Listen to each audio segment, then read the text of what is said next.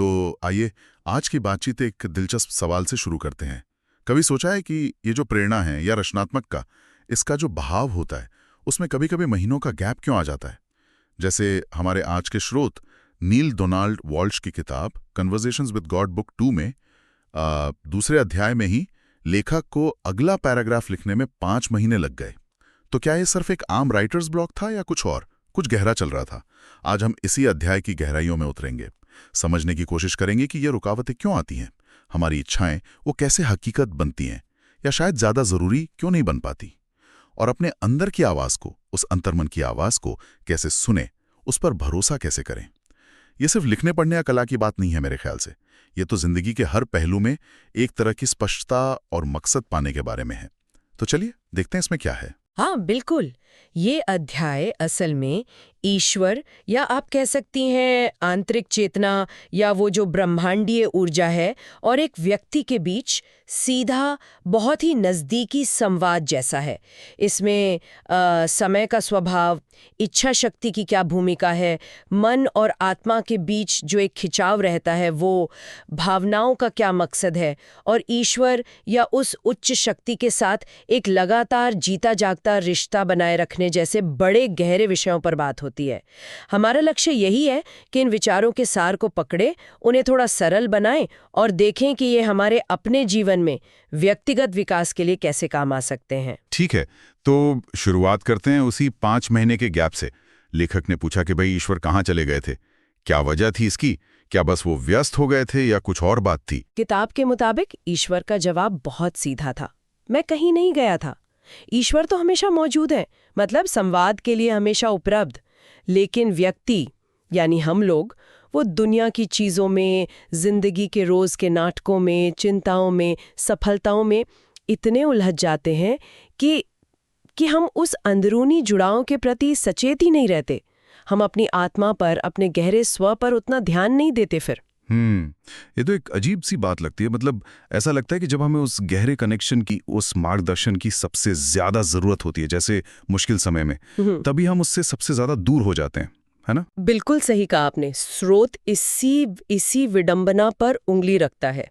ईश्वर कहते हैं जब तुम्हें हमारी सबसे ज्यादा जरूरत होती है तब तुम इसलिए दूर हो जाते हो, और समाधान वो भी उतना ही सीधा है, ऐसा करना बंद करो। ये बस एक सचेत चुनाव करने की बात है, जानबूझकर मुश्किल वक्त में भी अपनी आत्मा और उस दिव्य स्रोत की मदद को अपनी प्रक्रिया में शामिल करना। स्रोत कोई एक तरीका नहीं बताता, बस ये सुझाव देता है कि लगातार संपर्क बनाए रखो। वो ध्यान हो सकता है, प्रार्थना हो सकती है, प्रकृति में समय बिताना हो सकता है, या जैसे लेखक के लिए था, लेखन के जरिए। कोई भी तरीका जो हमें उस अंदरूनी बातचीत के लिए खुला रखे। अच्छा, फिर अध्याय में आगे लेखक थोड़ा बेसब्र हो जाता है और चाहता है कि ये किताब जल्दी से खत्म हो जाए। ईश्वर कहते हैं कि इच्छाएं एक तरह से आदेश जैसी हैं, पर यहाँ एक पेंच है और यहाँ बात थोड़ी और पेचीदा हो जाती है। हाँ, वो पेच ये है कि हम लगातार अपना मन बदलते रहते हैं।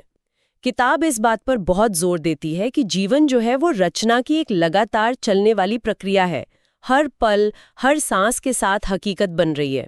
और जब हम अपना मन बदलते हैं तो हम सचमुच में ब्रह्मांड की दिशा बदल देते हैं। ईश्वर कहते हैं जब तुम किसी चीज के बारे में अपना मन बना लेते हैं तो तुम ब्रह्मांड को गति में ला देते हो। लेकिन अगर अगले ही पल हम शक करने लगे या कुछ और चाहने लगे तो वो जो ऊर्जा है वो बिखर जाती है। तो इसका मतलब ये हुआ कि हमें कभी अपना मन बदलना ही नहीं चाहिए। ये तो मतलब प्रैक्टिकल नहीं लगता। जिंदगी में हालात बदलते हैं, हमारी समझ बदलती है। नहीं, स्रोत ये नहीं कह रहा कि मन बदलना गलत है। ईश्वर कहते हैं जितनी बार चाहो अपना मन बदलो, लेकिन याद रखो कि मन के हर बदलाव के साथ पूरे ब्रह्मांड की दिशा बदल जाती है। यहाँ मुद्दा है स्थिरता का, फोकस का। किताब मास्टर्स या जो सिद्ध लोग होते हैं उनका उदाहरण देती है। उनकी मास्टरी किसमें है? वो एक ही चीज को तब तक चुनते रहते हैं, उसी पर अपना ध्यान टिकाए रखते हैं जब तक वो हकीकत में बदल ना जाए। स्रोत ये बताता है कि सच्ची महारत बेहतर चीजें चाहने में नहीं, बल्कि अटूट ध्यान बनाए रखने में है। एक ही चुनाव को मन में तब तक बनाए रखने की क्षमता जब तक कि वास्तविकता उसकी जैसी ना हो जाए। ये इच्छा और अनुभव के बीच की जो दूरी है उसे कम कर देता है। बिल्कुल। स्रोत इसे एक मन होना कहता है। फोकस की ताकत वही कुंजी है। इसी बातचीत में एक और थोड़ी चौंकाने वाली बात सामने आती है। लेखक पूछता है कि क्या ईश्वर सिर्फ वही इच्छाएं पूरी करते हैं जो हमारे लिए अच्छी हों? और ईश्वर का जवाब शायद कई लोगों को हैरान कर दे। हाँ, ईश्वर का जवाब है गलत। ईश्वर वो सब कुछ देता है जिसका आवाहन किया जाता है, चाहे वो हमारे छोटे से नजरिए से अच्छा लगे या बुरा। स्रोत साफ करता है कि ये कोई नैतिक फैसला लेने वाली शक्ति नहीं है, ये तो एक रचनात्मक प्रक्रिया है, एक तरह का रिएक्शन सिस्टम है। ईश्वर कहते हैं, मैं तुम्हें कुछ नहीं देता, तुम उसे बुलाते हो। हम खुद अपनी सोच से, अपनी जो प्रबल भावनाएं हैं और अपने शब्दों से अपनी हकीकत बनाते हैं, उसे बुलाते हैं। ईश्वर तो बस उस प्रक्रिया को होने देते हैं। हाँ, और ये पहली किताब की उस बात से जुड़ता है कि किसी चीज को बहुत शिद्दत से चाहना असल में उसे हमसे दूर धकेलता है। बिल्कुल, स्रोत उस बात को फिर से दोहराता है। जब हम कहते हैं मैं ये चाहता हूं, तो हम ब्रह्मांड को ये सिग्नल भेज रहे होते हैं कि हमारे पास वो चीज नहीं है, और ब्रह्मांड उसी अनुभव को, उस चीज की कमी या उसे चाहने के अनुभव को हमारी हकीकत बना देता है। स्रोत कहता है, जिस पल तुम कहते हो मैं चाहता हूं, ब्रह्मांड कहता है हाँ तुम चाहते हो, और तुम्हें वही अनुभव देता है, उसे चाहने का अनुभव। इसके बजाय वो जो रचनात्मक शक्ति है, वो उन शब्दों में है जो मैं हूं के बाद आते हैं। मैं हूं के बाद जो भी कहा जाता है वो एक शक्तिशाली रचनात्मक आदेश बन जाता है। ईश्वर को यहाँ बोतल में बंद जिन जैसा बताया गया है, जो सिर्फ हुक्म मानने के लिए है, हमारी अपनी चेतना का हुक्म। लेकिन अगर ये इतना सीधा है तो हमारी इच्छाएं फौरन क्यों नहीं पूरी होती? हाँ, अच्छा सवाल है। स्रोत इसके कई कारण बताता है। पहला, एक गहरा बैठा हुआ अविश्वास कि जो हम चुनते हैं वो हमें मिल भी सकता है। दूसरा, ये न जानना कि असल में चुनना क्या है। तीसरा, लगातार ये पता लगाने की कोशिश करना कि हमारे लिए सबसे अच्छा क्या है, जो ईश्वर कहते हैं कि नामुमकिन है क्योंकि हम भविष्य नहीं जानते। चौथा, पहले से गारंटी चाहना कि हमारे सारे चुनाव अच्छे ही निकलेंगे। और पांचवा, जैसा हमने पहले बात की, बार बार अपना मन बदलना। ये सारे फैक्टर्स हमारी रचनात्मक शक्ति को कमजोर करते हैं। ये सबसे अच्छा खोजने की कोशिश वाली बात ये थोड़ी कंफ्यूजिंग है। अगर हम ये तय करने की कोशिश न करें कि हमारे लिए क्या सबसे अच्छा है, तो फिर हम फैसले कैसे लें, खासकर जिंदगी के बड़े फैसलों के बारे में? स्रोत यहाँ एक बहुत अलग नजरिया देता है। जरा इसे समझते हैं। हाँ, ये जो पारंपरिक तरीका है सोचने का, उससे बिल्कुल अलग है। स्रोत सुझाव देता है कि फैसला इस आधार पे नहीं लेना चाहिए कि नतीजा क्या होगा या क्या ये सुरक्षित रहेगा, बल्कि इस आधार पर क्या ये उसका बयान है कि मैं कौन हूं, क्या ये उसकी घोषणा है कि मैं कौन बनना चुनती हूं। जिंदगी का हर काम, हर शब्द, हर ख्याल हमारे सच्चे स्व की ऐसी घोषणा होनी चाहिए। ये सचेत चुनाव जो आत्मा से आता है, बनाम अचेतन प्रतिक्रिया जो मन से आती है। किताब कहती है, एक जीवन जो चुनाव से जिया जाता है वो सचेत कर्म का जीवन है। एक जीवन जो संयोग से जिया जाता है वो अचेतन प्रतिक्रिया का जीवन है। प्रतिक्रिया मतलब, जैसा आपने पहले कहा, पुरानी आदतों या पैटर्न को दोहराना, जिससे हम बिना सोचे समझे किसी सिचुएशन पर वैसे रिएक्ट कर देते हैं जैसा हमेशा करते आए। सही पकड़ा। स्रोत कहता है कि मन जो है वो मूल रूप से पिछले अनुभवों का एक कलेक्शन है। जब कोई नई सिचुएशन आती है तो मन फौरन अपने डेटाबेस में जाता है, वैसा ही कोई अनुभव ढूंढता है और वैसे ही रिएक्ट करता है जैसे पहले किया था। ये बचाव का एक तरीका है, पर ये हमें अतीत में बांधे रखता है। इसके उलट आत्मा जो है वो वर्तमान पल में रचना करती है। वो पिछले डेटा से बंधी नहीं है।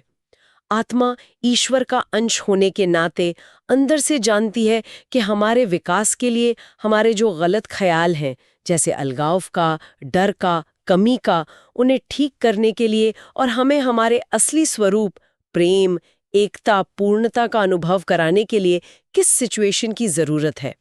आत्मा हमेशा हमें ईश्वर की तरफ वापस ले जाना चाहती है। इसीलिए स्रोत सलाह देता है कि बड़े फैसलों में मन के विश्लेषण से आगे जाकर आत्मा की खोज करें। जैसा किताब में कहा गया है, आत्मा वो समझती है जो मन नहीं समझ सकता। और आत्मा हमसे बात कैसे करती है? स्रोत कहता है कि आत्मा भावनाओं के जरिए संवाद करती है। अपनी भावनाओं को सुनो, अपनी भावनाओं का सम्मान करो, अपनी भावनाओं का पालन करो। लेकिन कई लोग कहेंगे कि भाई अपनी भावनाओं का पालन करके ही तो हम मुसीबत में पड़े हैं। ये थोड़ा विरोधाभासी नहीं लगता? हाँ, ये एक बहुत आम सवाल है और स्रोत इसे सीधे सीधे लेता है। यहाँ नजरिए को बदलने की बात है। किताब चुनौती देती है क्योंकि तुमने विकास को मुसीबत और स्थिर रहने को सुरक्षित का लेबल दे दिया है। हो सकता है जिसे हम मुसीबत समझ रहे हैं वो असल में हमारी आत्मा हमें आगे बढ़ने के लिए धकेल रही हो, और जिसे हम सुरक्षित मान रहे हैं वो कहीं ठहराव तो नहीं। स्रोत का तर्क है कि भावनाएं सच हैं, वे हमारी आत्मा की भाषा हैं। उन्हें दबाना या नजरअंदाज करना नुकसानदेह है। महत्वपूर्ण यह है कि हम उन्हें व्यक्त कैसे करते हैं। क्या हम उन्हें प्रेम, करुणा, साहस और पूर्णता के साथ व्यक्त करते हैं? स्रोत कहता है तुम्हारी भावनाएं तुम्हें कभी मुसीबत में नहीं डालेंगी, क्योंकि तुम्हारी भावनाएं तुम्हारा सत्य हैं। लेकिन नकारात्मक भावनाओं का क्या, जैसे गुस्सा, डर, जलन, क्या उन्हें भी व्यक्त करना चाहिए? ये तो नुकसानदेह हो सकता है। यहाँ किताब एक बहुत जरूरी फर्क बताती है। हाँ, इन भावनाओं को भी व्यक्त करना मतलब बाहर निकालना जरूरी है, लेकिन जरूरी नहीं कि उसी इंसान पर या उसी सिचुएशन में जिससे वे जुड़ी हैं, खासकर अगर उससे नुकसान हो सकता है। उन्हें अंदर दबाए रखने से शरीर और आत्मा दोनों को नुकसान होता है। स्रोत कहता है नकारात्मकता अंदर रखी शरीर को नुकसान पहुंचाती है और आत्मा पर बोझ डालती है। उन्हें रचनात्मक तरीके से व्यक्त करने के रास्ते खोजने चाहिए, शायद किसी भरोसेमंद दोस्त से बात करके या लिखकर या कोई फिजिकल एक्टिविटी करके। व्यक्त करने से हमें ये देखने में भी मदद मिलती है कि क्या वो भावना वाकई हमारी आत्मा का सच है या कहीं ये मन की बनाई हुई कोई और चीज है। अच्छा। और यहीं पर स्रोत एक और महत्वपूर्ण अंतर बताता है। सच्ची भावनाएं जो आत्मा से पैदा होती हैं, जो वर्तमान पल का सच होती हैं, बनाम नकली भावनाएं जो मन के बनाए विचार होते हैं। ये जो नकली भावनाएं हैं ये अक्सर पिछले अनुभवों पर, सुनी सुनाई बातों पर या भविष्य के डर पर आधारित होती हैं। स्रोत इन्हें विचार जो भावनाओं का भेस धरे हुए हैं कहता है। सबसे बड़ी चुनौती, जैसा कि स्रोत कहता है, इंसान के रूप में सबसे बड़ी चुनौती है अभी यहाँ होना, चीजें बनाना बंद करना, मतलब वर्तमान पल में रहना और अतीत या भविष्य के आधार पर कहानियां गढ़ना बंद करना।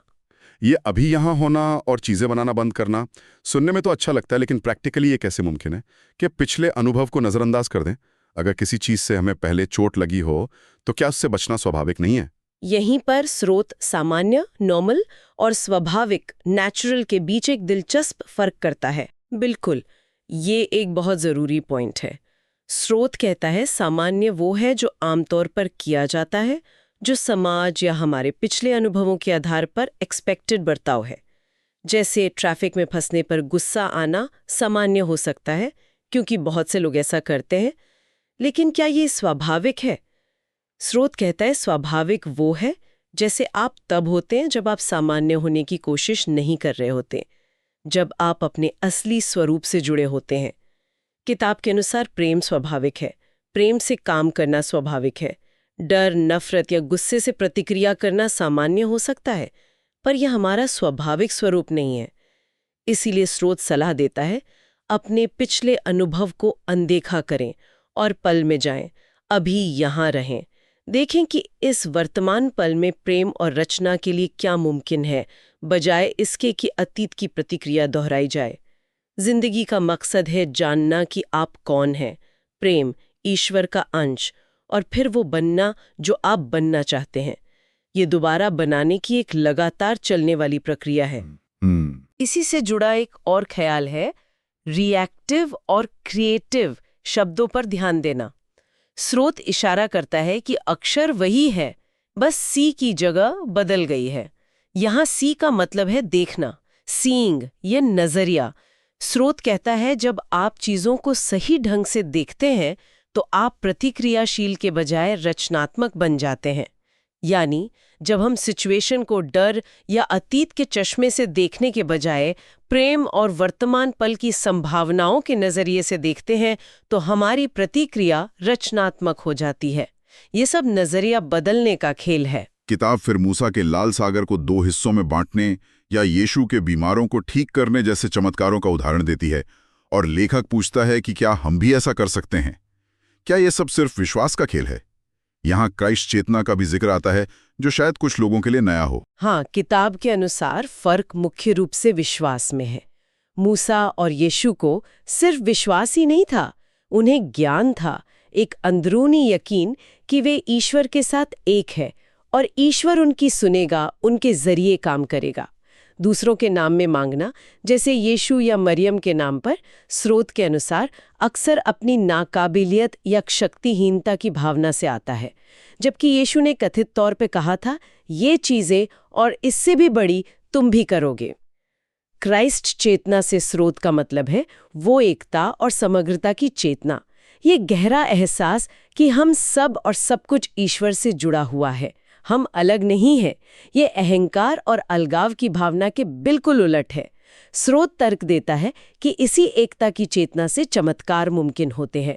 किताब उस आदमी का उदाहरण देती है जो ये साबित करने के लिए इमारत से कूद गया कि वो ईश्वर है और असफल रहा, क्योंकि उसका काम एकता की चेतना से नहीं बल्कि अहंकार और दुनिया को कुछ साबित करने की इच्छा यानी अलगाव से प्रेरित था। ये दिलचस्प है कि ये चेतना और विश्वास पर इतना फोकस है। फिर लेखक अपनी निराशा जाहिर करता है कि वो लगभग 35 साल से ईश्वर को खोज रहा है, लेकिन ईश्वर का जवाब थोड़ा सख्त लगता है कि ये कोशिश लगातार नहीं बल्कि रुक रुक कर हुई है। हाँ, ये सख्त लग सकता है, लेकिन स्रोत यहाँ लगातार बने रहने के महत्व पर जोर दे रहा है। सिर्फ जरूरत पड़ने पर या संकट के समय में ईश्वर या अंदरूनी मार्गदर्शन की तरफ मुड़ना काफी नहीं है। स्रोत एक चौंकाने वाला दावा करता है कि ज्यादातर लोग अपनी जिंदगी का 95% हिस्सा अलगाव के भ्रम में जीते हैं, ये भूल कर कि वो ईश्वर से जुड़े हुए हैं। क्राइस्टेड बनने के लिए यानी उस एकता की चेतना को लगातार अनुभव करने और जीने के लिए हर पल सचेत चुनाव और काम करने की जरूरत है। ये सिर्फ जानना या समझना नहीं है, बल्कि उस समझ को जीना है, उस रास्ते पर चलना है। जैसा कि स्रोत कहता है, तुम कहते हो कि तुम रास्ते पर हो, लेकिन तुम उस पर चलते नहीं हो। ये एक लगातार चलने वाला अभ्यास है, कोई एक बार का लक्ष्य नहीं। तो प्रैक्टिकली इस अंदर की आवाज को, इस ईश्वर या आत्मा के मार्गदर्शन को लगातार कैसे सुना जाए? लेखक खुद ये सवाल पूछता है। उसे शक है कि क्या वो हर वक्त एक लीगल पैड लेकर घूम सकता है, जैसे वो इन संवादों को लिखने के लिए करता है। ये रोजमर्रा की जिंदगी में कैसे काम करता है? स्रोत यहाँ यकीन दिलाता है कि किसी बाहरी चीज जैसे लीगल पैड की जरूरत नहीं है। कनेक्शन तो अंदरूनी है। ईश्वर कहते हैं, मैं तुम में रहता हूँ, रहती हूँ। जरूरी यह है कि हम उस कनेक्शन को याद रखें और उसे एक्टिव रखें। इसके लिए कोई भी तरीका या अभ्यास काम कर सकता है जो उस व्यक्ति के लिए काम करता हो। लेखन, किसी तरह का अनुष्ठान, ध्यान, मंत्र जाप, प्रकृति में घूमना, आर्ट बनाना, कुछ भी जो हमें उस अंदरूनी स्रोत से फिर से जुड़ने में मदद करे। कुंजी याद रखने में है। स्रोत कहता है, जो भी तुम्हारे लिए काम करता है वो करो, मेरी याद में ऐसा करो। यानी उस अभ्यास को उस गहरे संबंध की याद दिलाने वाले के तौर पर करें। अच्छा। और ये भी जरूरी है कि ईश्वर को किसी एक रूप या लिंग तक सीमित नहीं किया गया है। स्रोत कहता है, ईश्वर पुरुष, महिला, ऊर्जा, प्रेम, सत्य या बस मैं हूं के रूप में अनुभव किया जा सकता है। ईश्वर सिर्फ प्रार्थना या ध्यान में ही नहीं मिलता। किताब कहती है, ईश्वर प्रकृति में है। मैं वो हवा हूं जो तुम्हारे बालों को सहलाती है। मैं वो सूरज हूं जो तुम्हारे शरीर को गर्म करता है। हमारे विचारों में है, मैं तुम्हारे पहले विचार की शुरुआत हूं, मैं तुम्हारे आखिरी विचार का अंत हूं। हमारी भावनाओं में है, ईश्वर हर जगह और हर चीज में अनुभव करने के लिए मौजूद है, अगर हम ध्यान दें। तो इस गहरी बातचीत से हमने क्या सीखा? ऐसा लगता है कि मुख्य बातें हैं हमारे चुनावों में स्थिरता और फोकस का महत्व, भावनाओं के जरिए आत्मा की आवाज सुनना और मन की बनाई नकली भावनाओं से सावधान रहना, अतीत की प्रतिक्रियाओं के बजाय वर्तमान पल और प्रेम से काम करना, यानी स्वाभाविक होना न कि सिर्फ सामान्य होना, और ईश्वर या ब्रह्मांड के साथ हमारे रिश्ते में अटूट विश्वास और एकता की चेतना की शक्ति। संक्षेप में कहे तो जीवन को एक प्रतिक्रिया के बजाय एक सचेत रचना के रूप में जीना। तो इन सब का मतलब क्या है? मतलब ये है कि हमारे पास अपनी हकीकत को सचेत रूप से जानबूझ पर शक्ल देने की जबरदस्त क्षमता है। ये क्षमता तब खुलती है जब हम मन के शोर से, अतीत की प्रतिक्रियाओं से, समाज की कंडीशनिंग से और अलगाव के भ्रम से परे जाकर अपनी सच्ची अंदरूनी आवाज, अपनी आत्मा की आवाज को सुनते हैं, उस पर भरोसा करते हैं और फिर विश्वास और स्थिरता के साथ उस पर अमल करते हैं। ये सिर्फ इच्छा करना नहीं, बल्कि अपने चुने हुए सत्य को होना है। और यहाँ एक विचार छोड़ जाते हैं जिस पर सोचा जा सकता है, चूंकि भावनाएं आत्मा की भाषा हैं, लेकिन स्रोत चेतावनी देता है कि कुछ भावनाएं मन की बनाई हुई नकली होती हैं, जो अतीत की प्रतिक्रियाओं या भविष्य के डर पर आधारित होती हैं। तो कोई व्यक्ति आज कौन सा ऐसा खास व्यक्तिगत अभ्यास अपना सकता है ताकि अगली बार जब कोई फैसला लेना हो तो वो एक सच्ची आत्मा से प्रेरित भावना और एक प्रतिक्रियात्मक विचार जो भावना का रूप धरे हुए हैं के बीच बेहतर ढंग से फर्क कर सके? वो कौन सा छोटा कदम हो सकता है जो हमें अपनी अंदरूनी सच्चाई के प्रति ज्यादा संवेदनशील बना सके?